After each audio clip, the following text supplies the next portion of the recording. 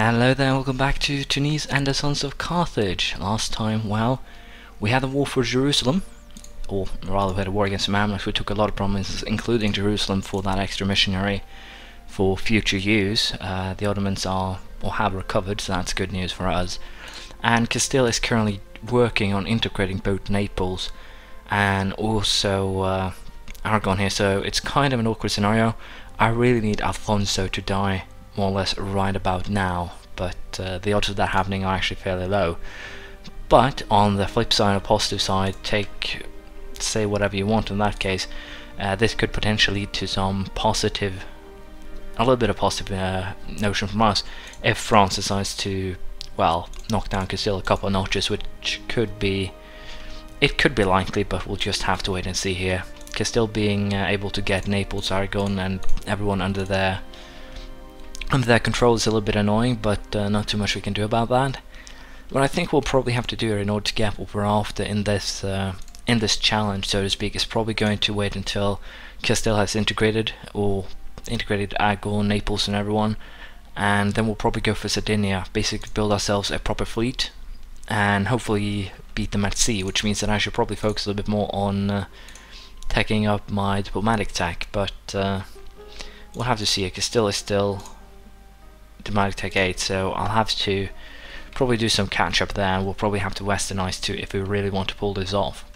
But for the time being, we're working on coring the provinces that we took last time. The reason is really simple.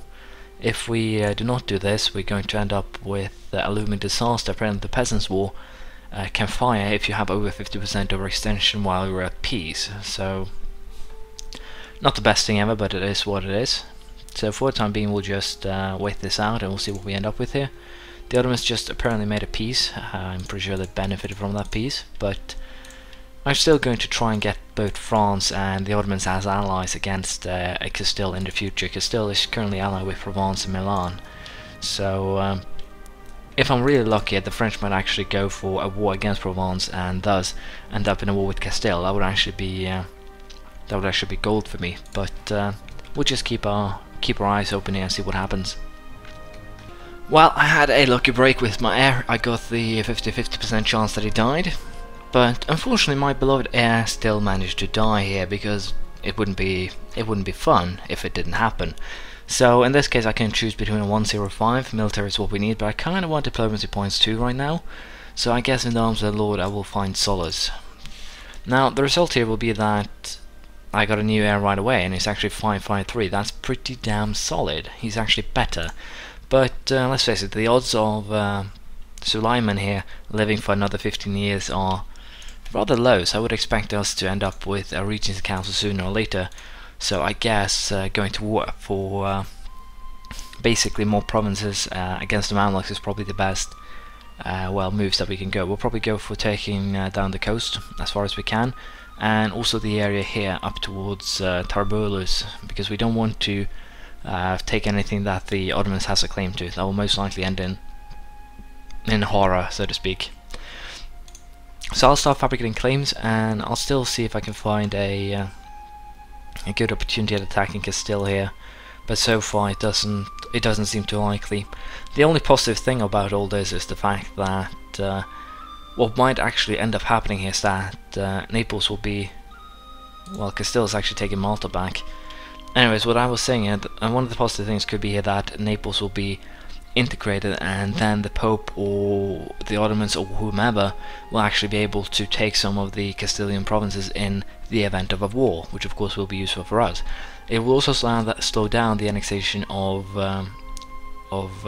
Aragon here, which will of course be really beneficial for us, because that means that the prestige will stay lower for a longer amount of time. In this case I guess we can try to eradicate the problems. That would be the most beneficial way to solve that, rather than getting the extra inflation in terms of admin points, that is. But yeah, this could really pan out in a positive manner for us. We'll just have to keep an eye on them and see what happens. Of course, if Castile started to colonize, they will get some prestige from well, turning those provinces into full-fledged ones. So apparently Peasants' War now is, overextension is at least 25%, so overextension has actually become a rather dangerous thing here apparently. I have no idea if it always was, but it seems like it at least. So the peasants war is currently at 28% progress. Will it decrease? Apparently not. So apparently if you stay at overextension for oh, there we go. If my manpower recovers, then it actually vanishes. Good to know. Now, do I want to complete the diplomatic ideas? Well, there's no reason not to. It would make diplomatic tech cheaper due to the fact that you have ideas, and I also get an extra 10% from the diplomatic corps, of course, and I get a new national trade modifier, income modifier of 10%, which will be useful. But diplomatic technology cost minus 10% will be useful as well, of course. Another thing that will be beneficial is that I'm currently working on removing my piety. Piety is useful because you get missionary strength from it, and of course morale from armies. But what we're going to do is go for lack of piety. It gives 20% in taxes and manpower, and technology cost of minus 10%. It's a really powerful tool to have, especially if you have westernized. You get an extra minus 10% technology to catch up. And that is actually what we're going to be focusing on here. We're also going to be focusing on actually meeting the end of the humanist ideas because they're useful. So we're going to take one right away. Tolerance of heretics plus 3 will be a little bit useful. Anyways, claim fabrication will continue on Kazeh, and hopefully here we'll be ready for war once the truce runs out, which is probably a decade away or so. Yeah, 11 years away. Let's face it, there are not really that many other people I can actually attack right now, with a casus belli, that is. I can choose between Aragon, Castile, Morocco. I don't have a casus belli on Morocco, and my vassals aren't actually fabricating anything either, which means things are going to get a little bit awkward. So what I think we're going to do here, I would have preferred if I could actually just peacefully vassalize them, but that seems to be a little bit of a stretch. So what I might actually have to do here is annex Fez. They have some very valuable provinces, let's just be honest with that. Tafilads do actually have some valuable provinces too, but I think Fez is... This is actually kind of hard. If I annex Tafilat, I'm a little bit unsure if I want to actually annex both at this stage. What I'm actually thinking is if I keep Fez, Castile will most likely, Castile, Portugal, whomever, will most likely declare war with the goal of taking Fezzan provinces, which means that I will not suffer any war exhaustion from letting them just go wild. So I think we're going to annex Tafilat here, and yeah, that's the problem. It's quite expensive to do so. We'll probably wait for the influence ideas before we do anything like that, I think. Isn't it?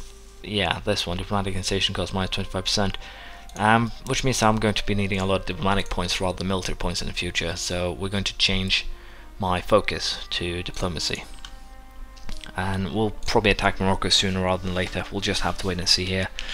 I'm a little bit unsure how I want to approach the current situation. Attacking the Pope could be one way, but allies are kind of awkward for that. But I'll keep on working here. We'll see if we figure something out. Well, we just ran into a little bit of an issue here. We have a Regency Council, which is not too surprising, to be perfectly honest. It's really expected, let's just be honest here, that we would get said Regency Council, and they are a 254, so they're not actually bad. They're really useful for what I need, which is in this case diplomatic and military power, and the ruler of course also is really good. So despite the fact that I can't declare war, this is a good way to, or good time for me most likely to annex these two vassals if I want to, and just grow in power. There we go. Castile has annexed well, Aragon. They are currently a positive prestige 2, which is negative for us. But again, what I'm saying here, I'm a little bit unsure how union-wise works. Yeah, they get an autonomy on 75%. So once Aragon has actually been annexed, we will probably... What I think we'll actually do here is prepare for a war as soon as we get out of the Regency Council. That could actually work, to be perfectly honest. It could definitely work to our advantage if I'm lucky. So what we're going to do right away is probably start considering upgrading our navy, and by that I mean we're going to build probably 10 carracks or so, get some more line ships, some more power if you will, and the main goal here will of course be to I think I'm a little bit unsure if I want to fight the Mamluks again before that, but we'll see. But the goal will be to just take the island of Sardinia and just keep it. That is going to be the main goal here, and hopefully this time I can force Castile into a position where they would be forced to, well, either be attacked by the French or something else to weaken them. We'll just have to wait and see here. But I'll allow the Regency Council to run its course. I don't see any good reason to keep you guys occupied. Won't be too much going on during this time. I'll probably just be sitting by, upgrading techs, etc. So the rest of this episode is probably just going to be tech upgrades, provided of course that no one attacks me or something along those lines. We'll see how it works out.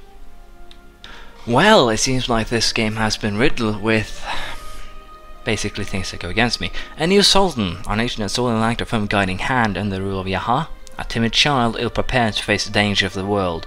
Fortunately for us all, one of his close advisors has decided to act, and the child is now safely locked away where he can do no more harm. The advisor has been proclaimed our new Sultan, as one to provide our nation with the strong leadership it so desperately needs. Let's just be perfectly honest here. I do not have an advisor that's named Karaman Lee, but that's fine. My current heir is 3 years old. If anyone allows a 3-year-old to rule, especially considering the Regency Council that I currently have, they would be considered insane, at least by my estimate. And of course, the fact that I lose 25 piety, positive, 25 legitimacy, negative, a stability point, negative, and also the fact that this guy is horrible, 061. Honestly, my Regency Council is currently 3 points better. Sorry, 4 points better. My heir is far better. And again, this is just one kick in the nuts that the game enjoys giving you. And again, I know I sound bitter, but in this case I feel that it's justified. 312 farm. I should change it to admin points at this rate. We'll denounce the sex practices, however, and get a -1 to national unrest, which of course is a little bit helpful. Not much admittedly, but a little bit. And well, I'll go and cry. 19-year-old advisor even makes less sense, but at least we got a decent heir again, 343. But let's face it, the 2 good heirs I had so far didn't get a chance to, well, rule at all. So yeah, I doubt that one will survive long enough. Anyways, I have decided to make my army a standard 24,000 regiments. We do have some rebels here. The rebels in Suez are apparently strong enough to well, bring about the end of Egypt after, well, a lot of time. Anyways, I need to reinstate my royal marriage with the Ottomans. It's kind of important, and I guess this doesn't actually change any of my planning. To be perfectly honest, it's basically going to stay the exact same. But hopefully here we can make something work. Extra help to national unrest for 3 years is actually really useful. Now, how are Castile doing? They're a little bit positive prestige here. Milan prevents Aragon. Funny thing here is, I think actually we can win this, provided that I can fabricate a claim here and get my soldiers over there quickly. I'm pretty sure that Fez and Tlemcen can beat back anything that the Castilians actually drop in my arms here. So let's see. Ottomans have 59,000 men that they count with. The Castilians do have 44,000 men though, which is of course a little bit over the edge. Aragon has 24. But yeah, I'm thinking that we can actually benefit here from going after Sardinia and just build a fleet that is perfectly, or at least on paper, a bit strong, or strong enough to withstand attacks. Basically protect the island, get war score that way, and worst case scenario, bring down a little bit of the Castilians' prestige. 3, 6, 9, 10, good.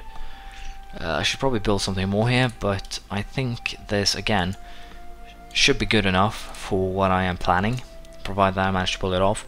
We'll also of course have help from the Ottomans, and they have a pretty decent fleet of their own that they can probably put to good use here. So the last thing that we're actually going to do is allow their ships to be built, and we're going to prepare for war against Castile here, because I probably should have done this a lot earlier. But if I can take Sardinia here and well, keep on pushing, keep the war exhaustion high, etc., we might get something funnily enough as having the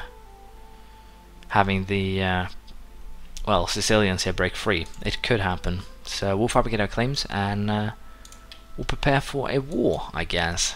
Should be rather interesting. We're taking the next level of diplomacy tech, level 4. Trade range plus 10. We can now build dock and marketplaces. Navy planning might actually fail horribly because they will have 0.5 more morale than me, thanks to them most likely being diplomacy tech 9, which they are. But well, we can always try, and worst case scenario, we'll hopefully have the Ottoman fleet in the area helping us out. If not, well, then things might get a little bit nasty. But the goal here is actually to, well, fleet block them, provided that I manage to actually pull this off. But again, with the fleets being as weak as they are, this could potentially backfire horribly. We'll just have to wait and see how it actually pans out. At this stage, it feels actually a little bit better to experiment rather than just sit by and allow Castile to do whatever they want. But yeah, I'll join the fleet up together. We have our claim. We have conquest against Aragon. Provence and Milan will probably not be too much of a issue to deal with, provided of course that the Ottomans do drop the forces that I require them to drop in the area where I do. Are you kidding me? Well, let's say that my plan went up in smoke, because it did. We are not going to attack them as long as France is defender of fate. Funnily enough, Aragon is fabricating claims on France, and France is currently fabricating claims on Castile. Well, I think we're going to just wait this out, see if we can get a better moment to strike. But yeah, that's it for this episode. Thank you for watching. Please leave a comment, praise, criticism, anything you feel like, and I'll see you around next time. Bye.